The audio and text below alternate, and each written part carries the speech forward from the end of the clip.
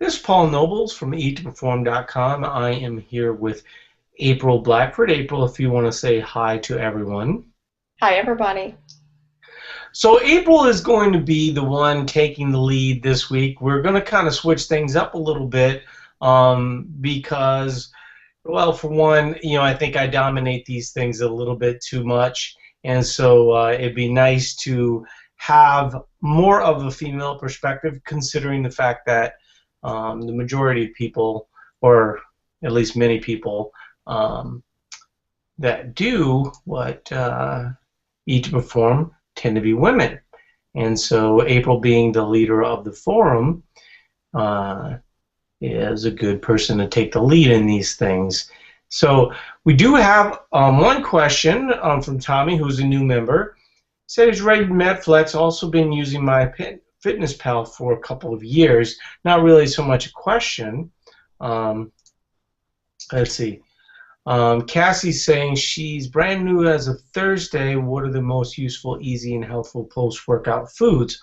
Also, what is the best time to eat your carbs the night before?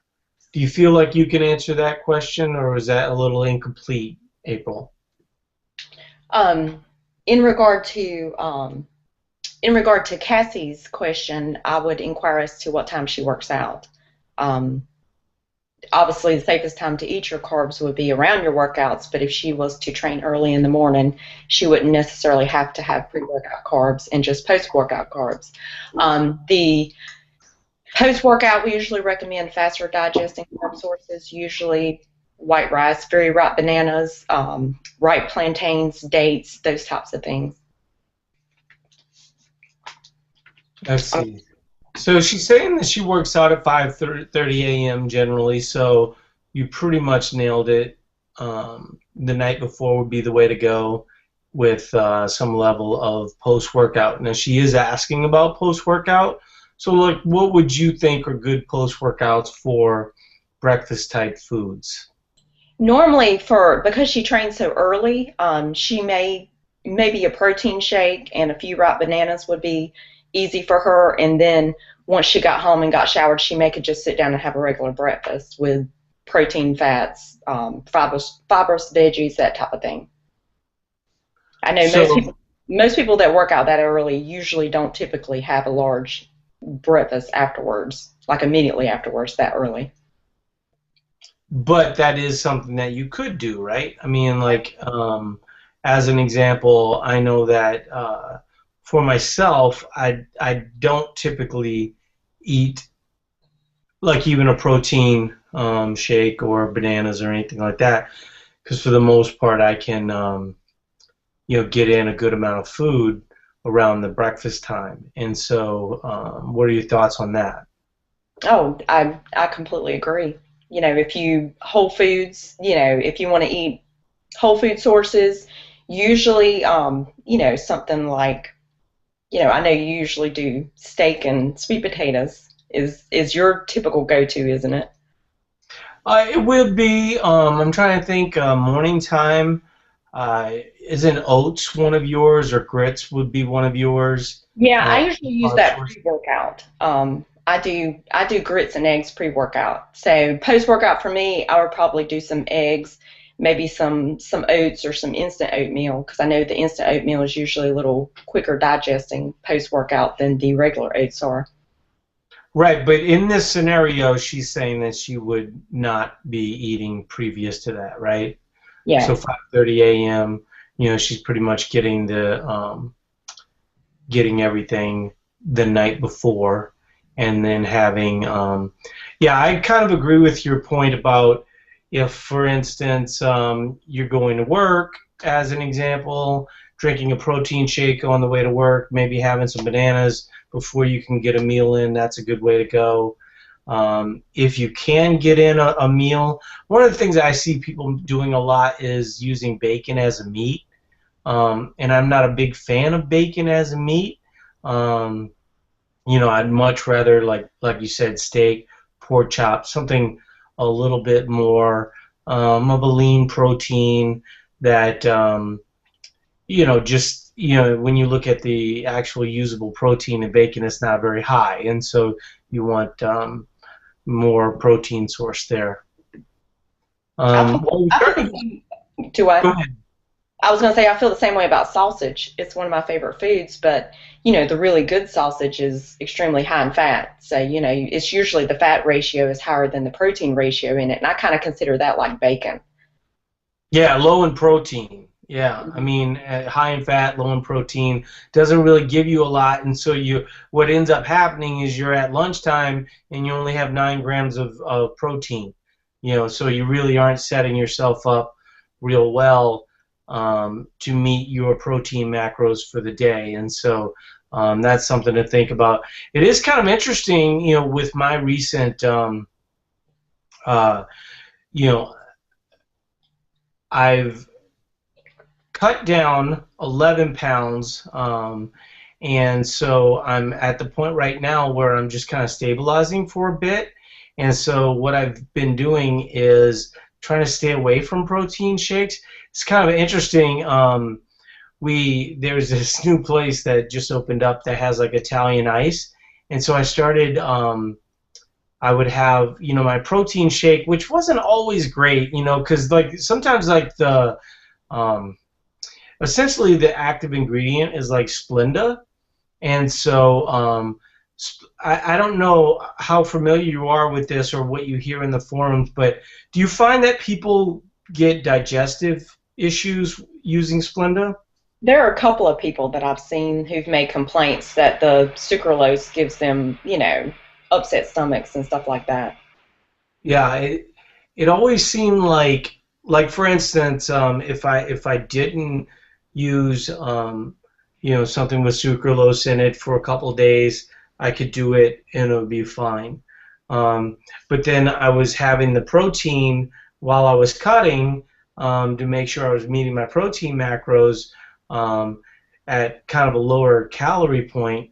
But then I would have that, and then I would go have like this Italian ice with Splenda in it, and it was really starting to mess with me. And that was really the only change. So I think when you're kind of adding in stuff that has artificial sweeteners, that's something to keep in mind.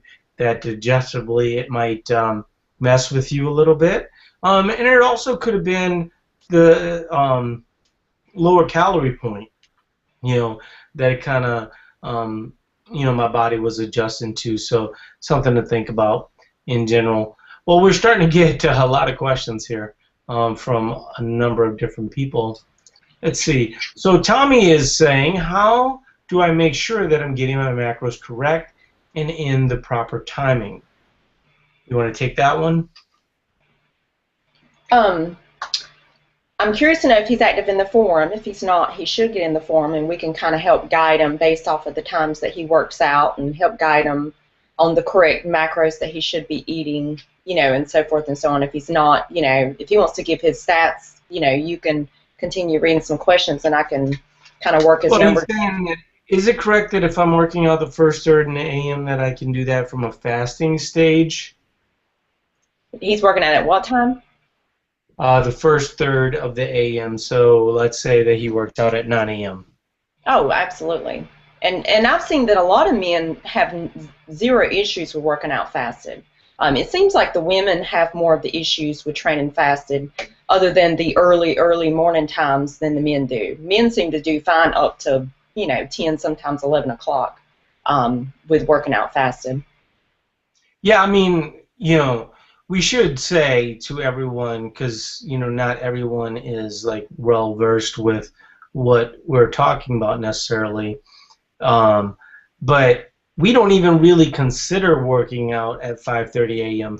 fasted, because your body's not going to use a lot of the carbohydrate that you would have had from the night before. So that's why we suggest that you get it from the night before. Where you start to get into the fasting is if you wake up at 6 a.m., it's like, well, do I eat before 9 a.m. or before a 9 a.m. workout, or do I eat before an 11 a.m. workout?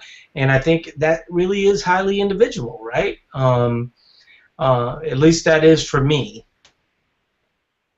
Yeah, and What are you seeing for a lot of the women, April? a lot of the women usually, like what you said, unless it's early, 5, 6 in the morning, they're fine. 8, 9 o'clock, or later, they usually have to eat. Me personally, I have to eat. The earliest that I'll train usually is Saturdays around 8:30, 9 o'clock, and I still have a pre-workout meal then. I just feel better. I don't, I'm not hungry, that type of thing. So, I think what you said, if it's a situation where if you're getting up early in the morning, you get up at 6 and you're questioning, I'm going to work out at 9 or 10. If you're hungry, then eat. If you're not and it's natural, you're naturally not hungry, then I'd say you're fine with, going into the workout with have not eaten. I know usually a lot of people that do train later in the morning and train fasted, they'll usually drink some type of, BCAAs or, in some cases, some people do it fasted and then they'll just sip on Vitargo intra-workout, depending on how long their workouts last.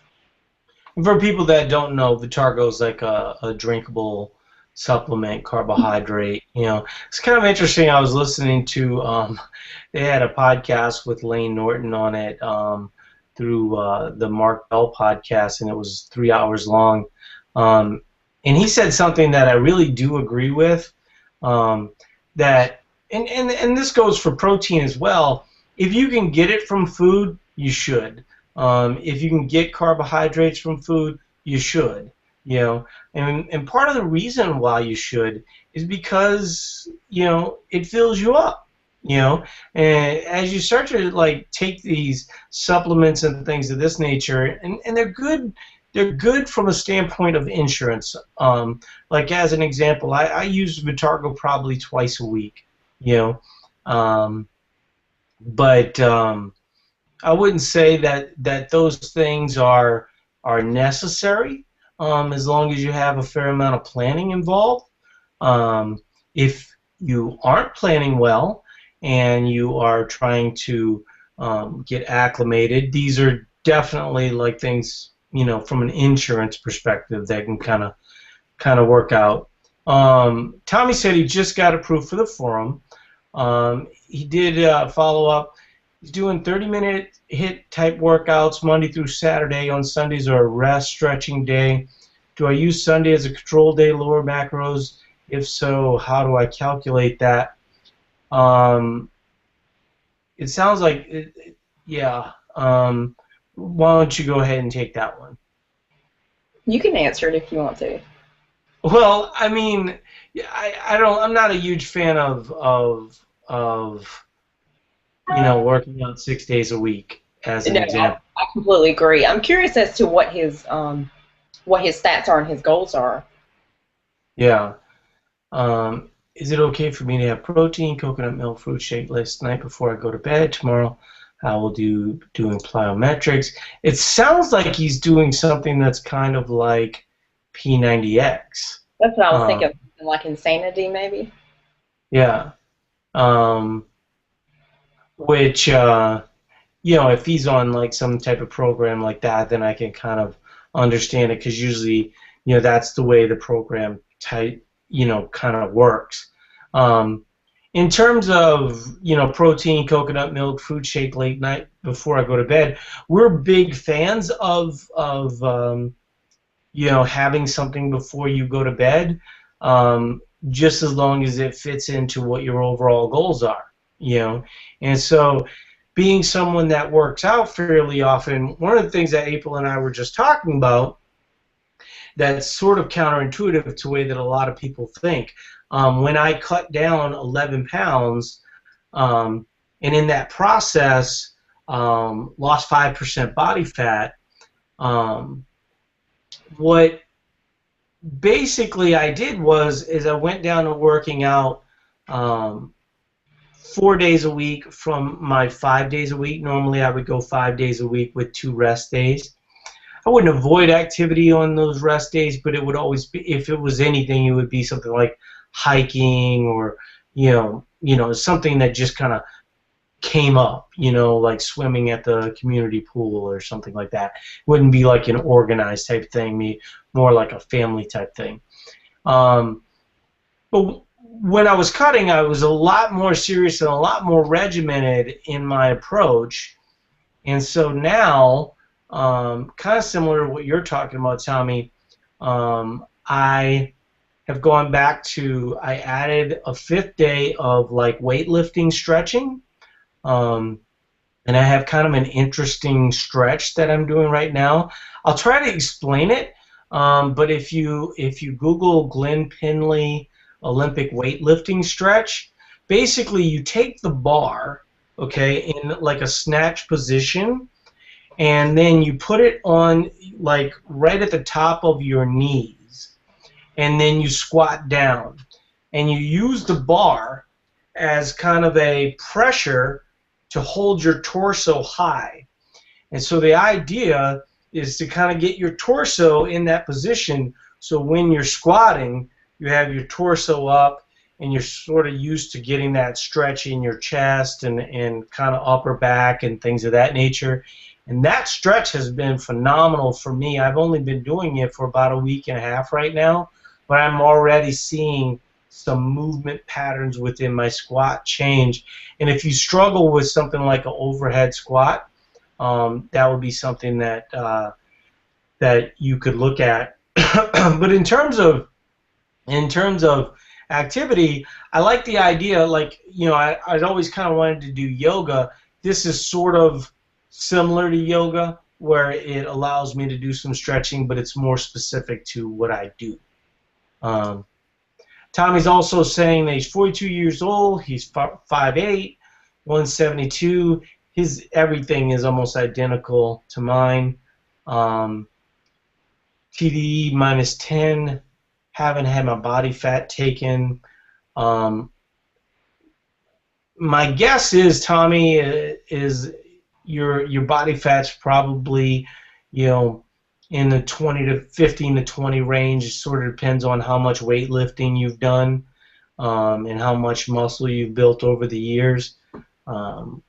See, he's got his protein at 171. You can actually lower that a little bit if that feels high. Carbs 259. I kind of like that. That's actually what I do. And then grams of fat at 100 grams. If you want to, you could move the protein down a little bit and probably keep the fats the same, and it wouldn't make that big of a difference. I can tell you that I base my protein off of my lean body mass, so that's right around 150 grams. Saying he did the naval analysis using measure tape, and it came in around 17 to 18%. I would still say, I would go get a bod pod, kind of as soon as possible. And the nice thing about the bod pods is that it allows you to participate in our challenges and things of that nature. We do have another one coming up that's a little bit more fat loss of an emphasis. So yeah, let me try and get to some other questions. Let's see. Robin Zimmerman is asking, I also work out at 5:30 a.m. or 6:30 a.m. Cassie, bod pod is a body fat analysis test. So Robin's asking, she works out 5:30. Well, I think, I don't know if Robin is a male or female, but Robin is a female. She's in the forum. Okay. So she works out at 5:30 to 6:30 a.m. but can't seem to do well fasting. The 50 grams carb, 25 protein grams pre-workout is a lot. What would you recommend? And can you eat small amounts of pre-workout carbs and protein? April. Absolutely. Absolutely. I think in her case, something, even a couple of boiled eggs that she can make the night before, and a banana or a couple of dates would be, perfect amount of food to not weigh down on her stomach, but still give her enough energy to complete the workout. I definitely don't think she needs a large amount of food. And I know typically when you're doing any type of CrossFit or any type of high intensity training, most people don't want food sloshing around in their stomach or, that type of thing. So protein shakes may actually be out in that situation. Yeah, this kind of goes off of what Tommy was saying earlier. Are there times you wouldn't work out fasted? If I were to work out at 10 is sort of that weird time where it's a little later, and so I will have some food typically, And the food that I'll have, Robin, would be something like a yogurt, um, maybe with strawberries and a little honey. Probably about 6 ounces. Nothing too extreme. It just sort of depends on what but you can get away with. But I agree with April. It's just like, just like a snack type of thing. Um, so if she has a follow-up, she's saying, great, thanks, perfect, super. Okay, so Craig's saying he cycles 25 to 30 miles starting at 5 a.m. Monday, Wednesdays, and Fridays. Eats a protein shake and oatmeal and banana for pre-workout at 4:30 a.m. and protein and carb ion for post-workout. Is this ideal, and what would you change? Do you have any thoughts on that one? I would personally, because he's cycling that far, 30 miles that's a long ways to cycle. I'm curious as to how long these sessions last. I think that he would probably be beneficial maybe with a little bit of intra workout carbs to sip on. That's my personal opinion, because I just think that that's a long distance to go. You were talking about the Vitargo earlier and about the Lane Norton, the podcast. I prefer to eat my food as well. I don't typically I use the Vitargo, a half a scoop, 1 scoop, only intra-workout. I never use it pre or post, that type of thing. But I think whenever you're doing the long duration cycling or running, that type of thing, I think the intra-workout carbs do help a lot. Yeah, he's saying that it takes about an hour and a half, and so I kind of agree with that. I think that having Vitargo as an option, carb ion, I'm not familiar with that, but I'm guessing that that's I think it's something um, similar to Vitargo. yeah. And so I might move that more towards during the workout, because really you don't, you want to have that available energy for the workout. Post workout, I mean, your body does kind of figure out the post workout. Like for instance, if I'm not saying you would avoid carbs, because certainly we suggest that you should have some, but I'd probably prefer that to be food, whereas, like for me, a similar session would be my longer weightlifting sessions to his cycling, and those are the times that I do tend to use Vitargo.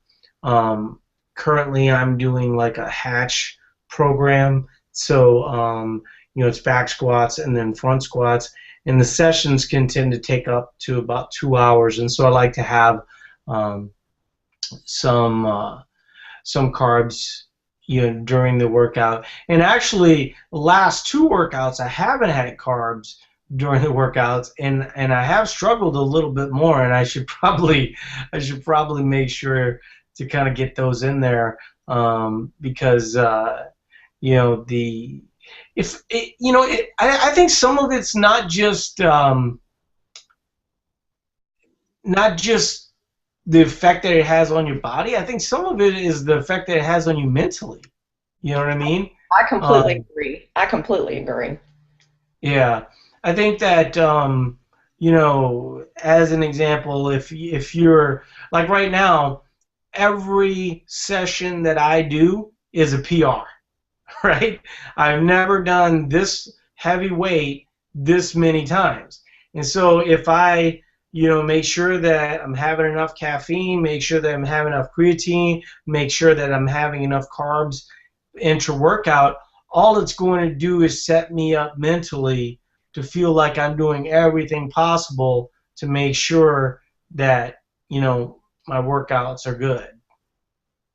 Um, So yeah, that would be some of the changes that I would make. But also, the one thing, Craig, is like I said, with the breakfast and making sure that you're having some food afterwards. One of the things that happens, I think you kind of nailed it, April, is we had like a beta group that was doing like these challenges, and I started working with a lot of people that were endurance, like cycling, running, things of this nature. and we really upped their food intake and carb intake. Um, and a lot of them, as an example, there were 2 or 3 of them that just drank a lot of beer, you know, and some of it was just their way of relaxing. It was a hobby they enjoyed. They were like micro brewers and things of this nature. Um, but we sort of took away the beer and we started to add in like the intra-workout carbs, but mostly protein. So when we took away, we had one guy who lost 11 pounds and uh, gained 6 pounds of muscle in that process. That's like virtually impossible to do, you know. But it just showed like a deficiency that he had there, you know, because he was overly reliant on the the beer, yeah, and less reliant on the protein. Um, so Craig's also saying, so high index carbs intra-workout, what quantity in grams? I don't think it needs to be extreme. Do you, April? I mean, No, you know, no. Typically, my sessions, my training sessions last an hour, hour and a half as well. And for those sessions, I'll usually only do 20 grams of carbs that I sip on. With the Vitargo, I'll do a half a scoop. My longer, heavier deadlift or squat, I'll do 1 scoop, which is 35 grams of carbs. But 20 grams of carbs, I think he's probably fine. yeah, there is for anybody that uses creatine, one of the suggestions that we always make to people is that that's something they should consider adding. And if you guys have any questions, you can ask us about it. Um, but there is some advantage to having creatine with carbs. And so, for instance, if it's my longer, it's kind of interesting because when I was cutting, I used Vitargo a little bit more aggressively because I had Mondays and Tuesdays. I would be pretty aggressive on those Mondays and Tuesdays because those were the days that I were trying to make sure that the scale was down. So Wednesdays, I would up my carbs, so I would have like a white rice with chicken for lunch, and then I would have roughly 70 grams of Vitargo that was pre-workout and intra. So it was I would drink about half of it pre-workout with creatine and some caffeine. Some people argue that you should keep the caffeine away from your creatine. Most of the science, or at least the guys at examine.com, don't think it's that big of a deal. I tend to agree that it's not that big of a deal. If the reason why I take my creatine pre-workout is because I just wouldn't do it. I would forget, post-workout, and so I just do it pre-workout. It may not be completely optimal, but it's pretty close to optimal, and most people say that it's not that big of a difference either way. And then and then I'll just sip on the other half during my workout. I usually And I do my creatine pre-workout too. Sometimes if I forget, I'll actually throw it in my water bottle with my Vitargo, and I'll sip on it during my workout. If I forget to take a pre-workout. I agree with you. I don't really think it matters, because if you consistently take it, daily, and once your muscles are fully saturated or loaded, I don't think it really matters either way, what time you take it, as long as you take it. yeah, yeah, no, I agree with that. I think that for a lot of people, it does make a difference. It's one of those deficiencies. What we often see, you guys, is that if people come in and maybe they're kind of a low calorie, low carbohydrate background, we start to add in calories. We start to get their protein up and to the right levels. We start to get their food up and to the right levels. Now all of a sudden you see 3-4 pounds of muscle gain. Sometimes even more than that, depending on how depleted that person was. But once you sort of use that trump card, then the gains start to get a little bit differently. And so that's when the creatine's got to be on point. Maybe some of the timing starts to matter a little bit more and things of this nature. For most people, the biggest thing to address is just the overall deficiencies that they have in the way that they eat. And so it is going to be interesting. I did start taking HMB, which is through Blancs, and it's a creatine product, but it's for anti-catabolism, and people will often use it dieting. This is probably a next level type thing. I can tell you I didn't really see like muscle gain from it, but once again, I lost 11 pounds and 5% body fat, so it's not fair for me to judge that product based on the fact that I was, looking to go lower, and so therefore, it's going to be interesting in the next 3 months where I'm kind of stabilizing to see if the product has a little bit more effect. Cassie's saying, how accurate are body calipers for body fat percentage? Also, the gains you talked about, is the time frame different for everyone? Why don't you take that one, April? What was the last part of the question about the time frame? What did she say? Yeah, she was just saying, is the time date frame different for everyone as it relates to, either gains or losses? In regards to the calipers, they are typically pretty. They have some margin of error. They're typically not very accurate, but sometimes you can get people that do, very good measurements. It's just depending upon how they do the pinch test, the skin folds, whatever. My suggestion is if you're going to go that route, use the same person, have the same person to measure you.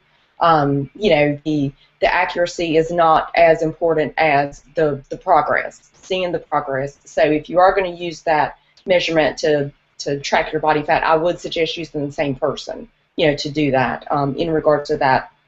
As far as the other question, obviously, Paul and I, we've discussed this many times, when you're new at training, or like what you said, if you've been under eating and then, you work up to the levels and you start feeding your body, or typically you add something new, like you start adding strength cycle, or, you start lifting weights where you've never done it, typically someone will see, a big increase in muscle mass gain then. Obviously age is the factor. When you start getting older, you may have, I'm almost 37 years old, and, you compare me to a 22-year-old, and obviously, she's going to make a lot more gains than I am. I have to work a heck of a lot harder to make them, as someone else, that's younger. Paul,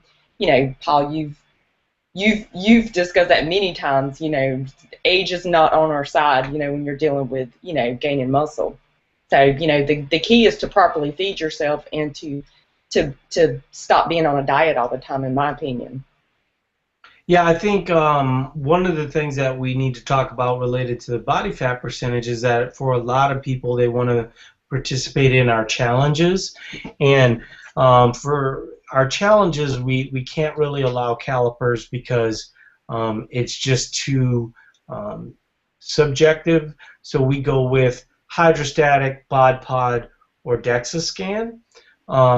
Usually bod pod is about the least expensive, though hydrostatic is also relatively inexpensive compared to DEXA scan. Sometimes you can find a cheaper DEXA scan.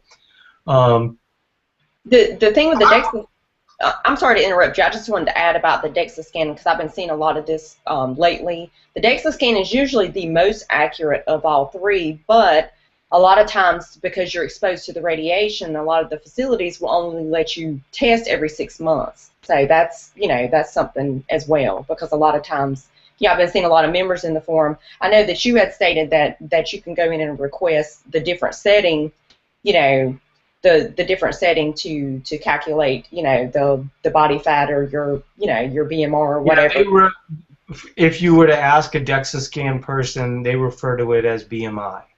Okay. Yeah. They don't refer to it as body fat percentage, which kind of confusing, because there's a BMI calculation that you can do based off of height and weight, and so that's not reflective of the DEXA scan thing.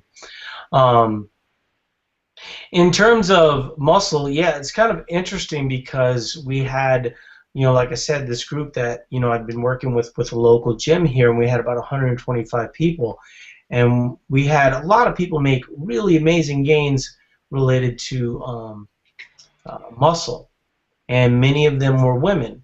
We had as an example, we had a 48-year-old woman gain 4 pounds of muscle.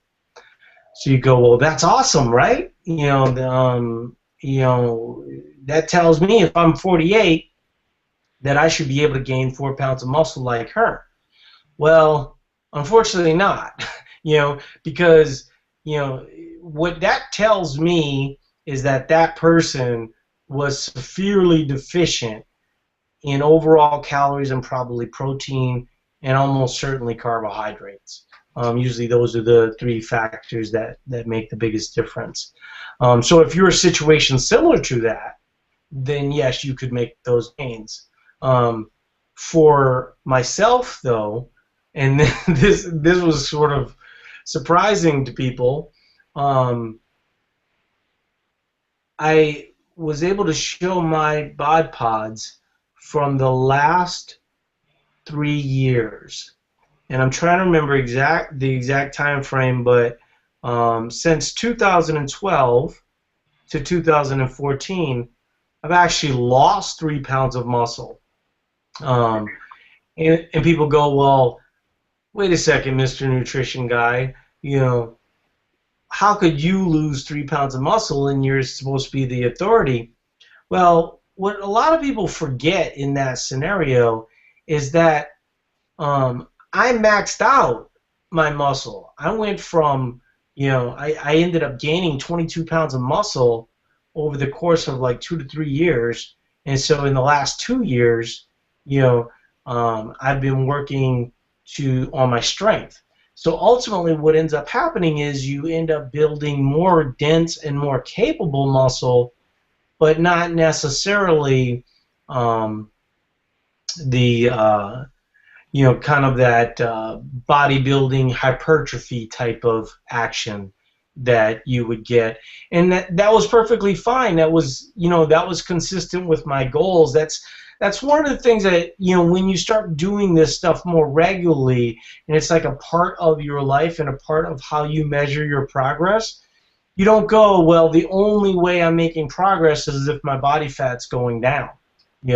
Oftentimes, or even if your lean mass is going up, what you're really looking for is my strength going up? If my strength is going up, maybe the indicator might be a little different than you might think. So you have to kind of keep that in mind as we're doing these types of tests, because I think what ends up happening, as a general rule, okay, if your weight went up, you should expect your fat to go up. If your weight went down, you're at a good shot at your fat going down.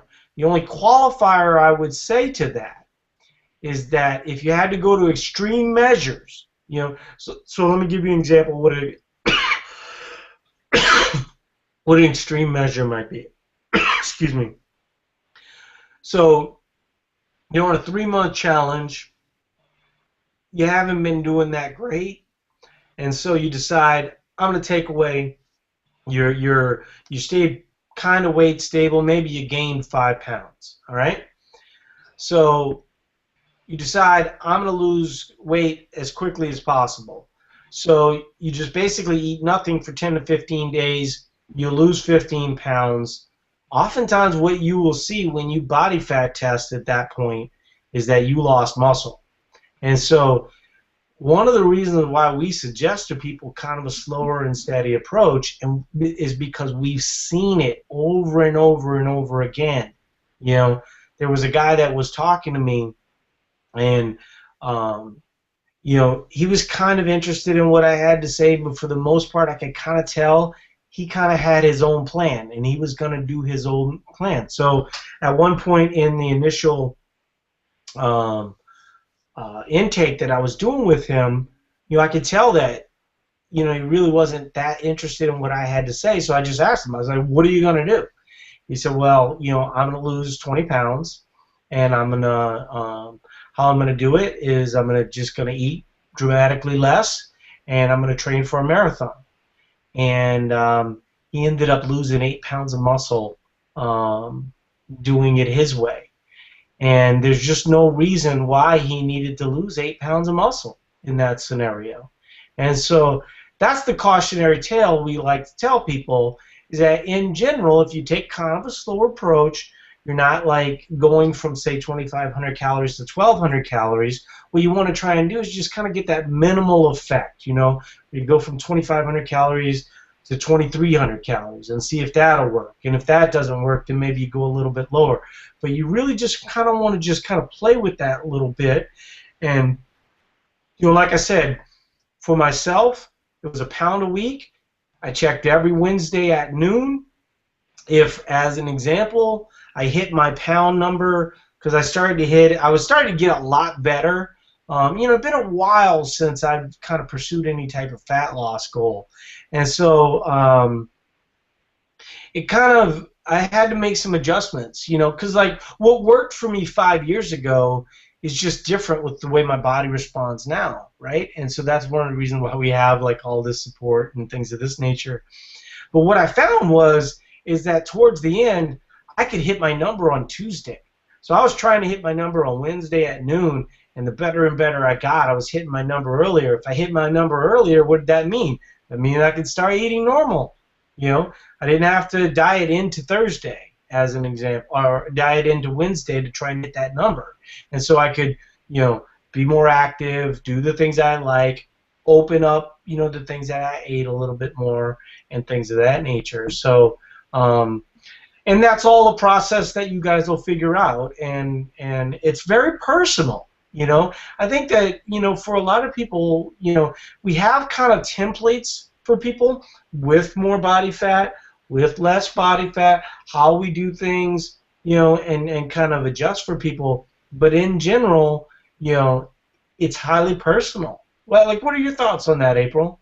No, I agree. Everybody is different. You know, you were talking about the guy who said he was going to lose 20 pounds regardless. You know, I had been working with a member in the forum for a while, and you know, she's a taller gal, and you know, she was eating to perform for, you know, 7-8 months, and she finally said, look, you know, I've been eating to perform. I know it's all about eating to perform, but I want to drop body fat. You know, I want to maintain my muscle, and I want to drop body fat.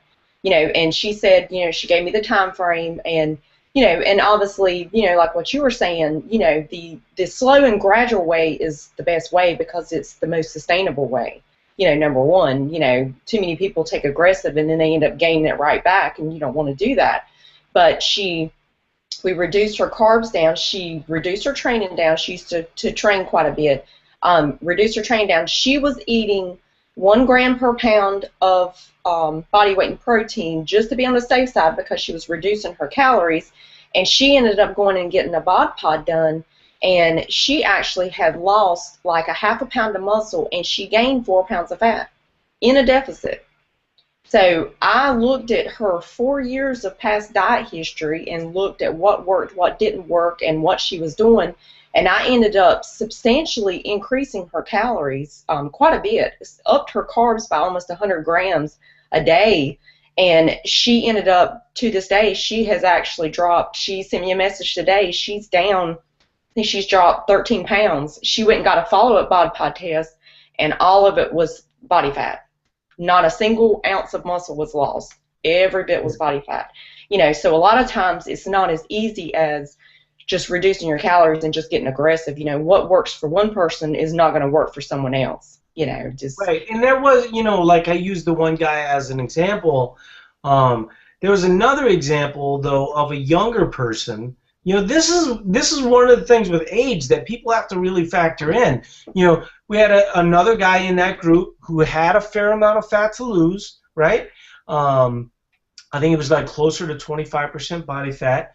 And then he ended up losing 16 pounds, and in that process, he gained 3 pounds of muscle. Well, what was the difference there? Well, one, he had a lot of fat to lose. When you have a lot of fat to lose, your fat actually serves as a protector of your muscle, right? But he was also young. And so he had some upside as it related to building muscle in the first place. So as he got lower, as it relates to body fat, um, his work capacity went up, and therefore he was able to gain some muscle in the process. But he also didn't starve himself the way that the other guy did. And he probably wasn't training to do a marathon either, you know. He did actually he did run 2 miles before every WOD. That was part of his thing. But and while I wasn't crazy with that, and I'm not always crazy about um, adding in cardio. The one thing that I did like about his approach is he added in the cardio to keep his calories high, right?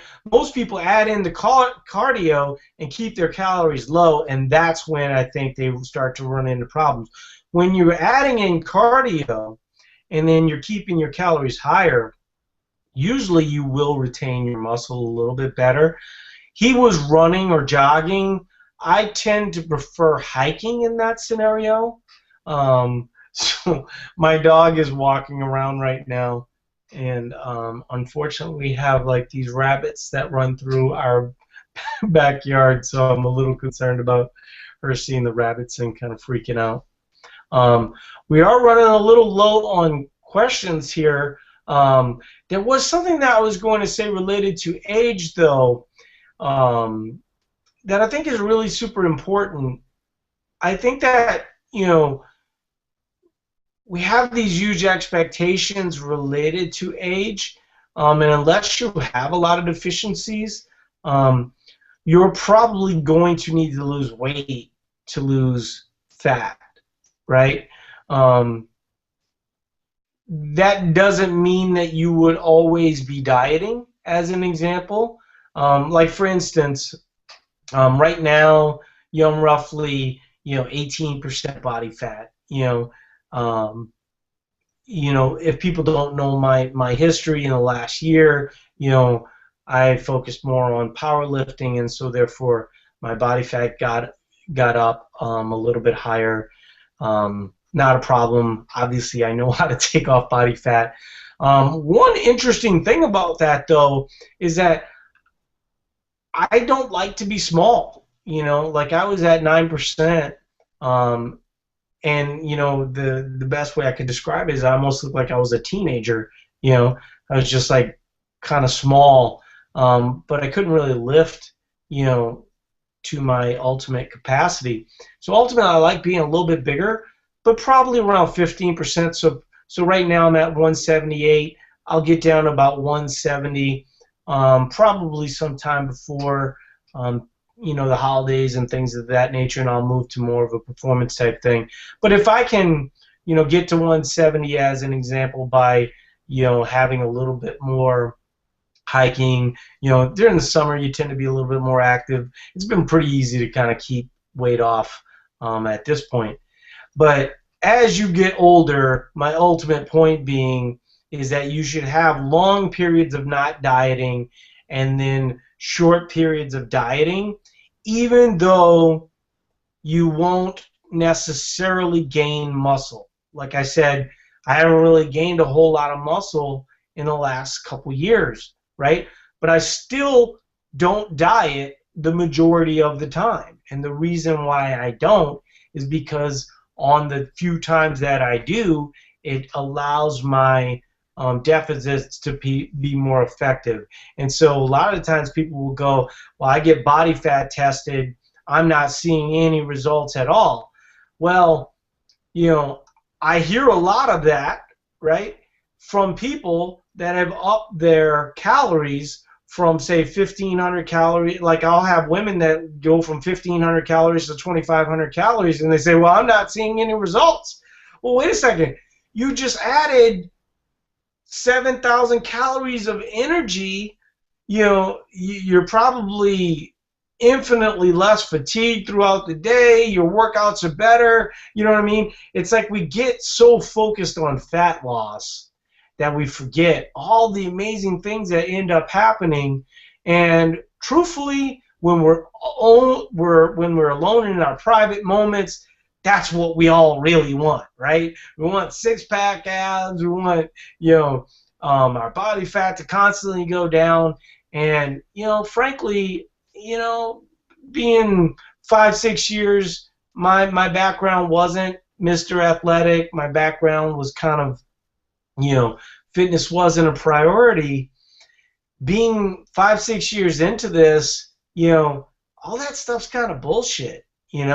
What you start to figure out when, activity becomes a priority in your life, and that understanding and enlightenment becomes a priority in your life, that, that constant dieting stuff's kind of for the birds, doesn't mentally fulfill you the way that, some of this other stuff will. I totally agree. I haven't been on a diet in almost 2 years, and I really have no desire to be on one. I really don't. Something that, like what you were saying about people that go from eating 1,500 calories to 2,500 calories and say they're not seeing progress.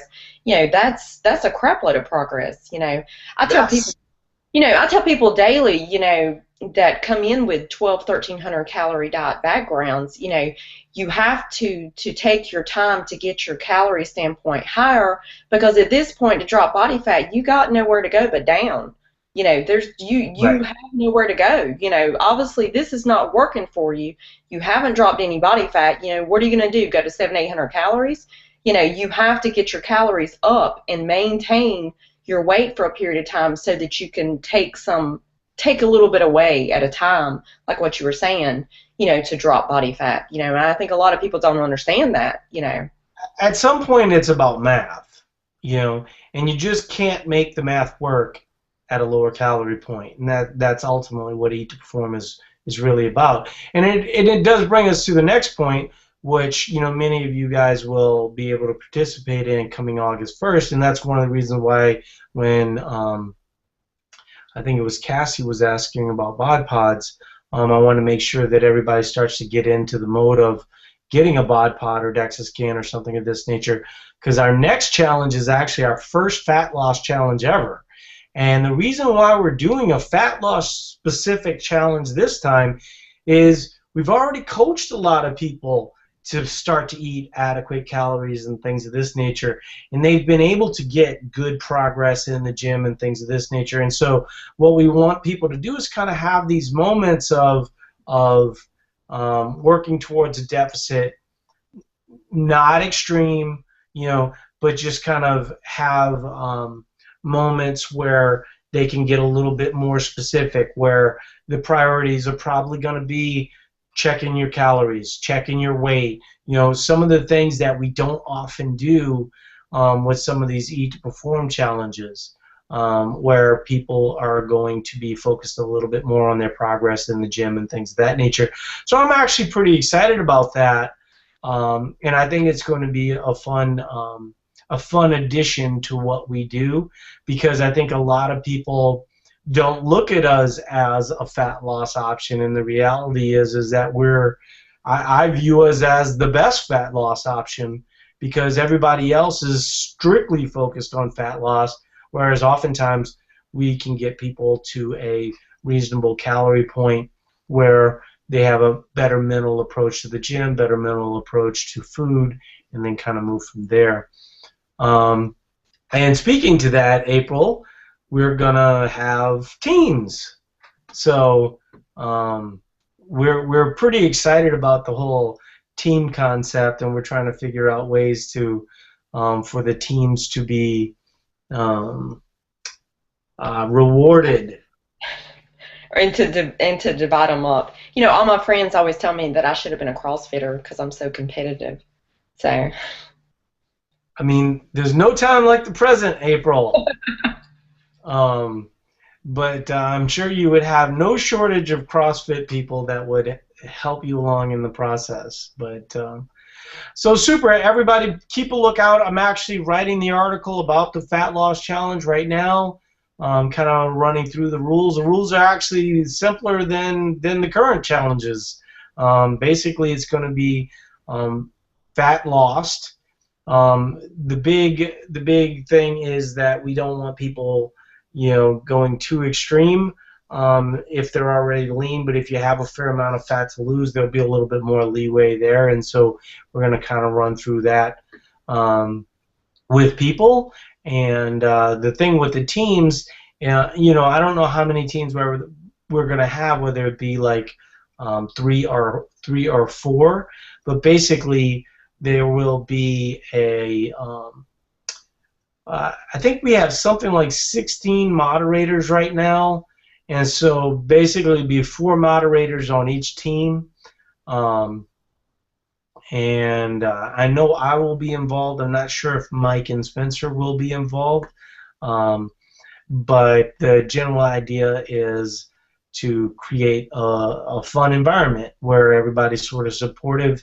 And going forward, all of these challenges are going to end up being 8 weeks as opposed to the 3 months, just because the 3 months was just getting to be long. And so if we're going to do like a fat loss and then also a performance challenge, this gives us the opportunity to keep people interested along the way, and then also have varying goals along the way, similar to the way that we sort of teach people to do things. So we're excited about that, and we look forward to seeing you guys in the forums, and then we'll just kind of go from there. April, do you have anything to end with?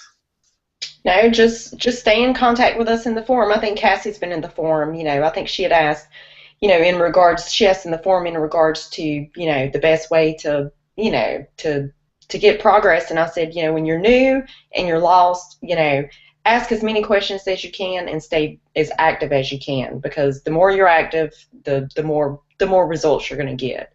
The more progress you're going to make. Yeah, the biggest resource that we put to each forum is staff. And we did that for a reason. We knew we would do that in the beginning. I started hiring more and more people, and if you look at a lot of the people that are kind of moderators, many of them are former, challenge winners. Success stories, absolutely. Yeah. And so we wanted to make sure that if somebody understood what they were doing, that they could pass it along to the new people. So anyway, I appreciate everybody being here. We look forward to seeing you guys in the forums, and have a great week. Talk to you later.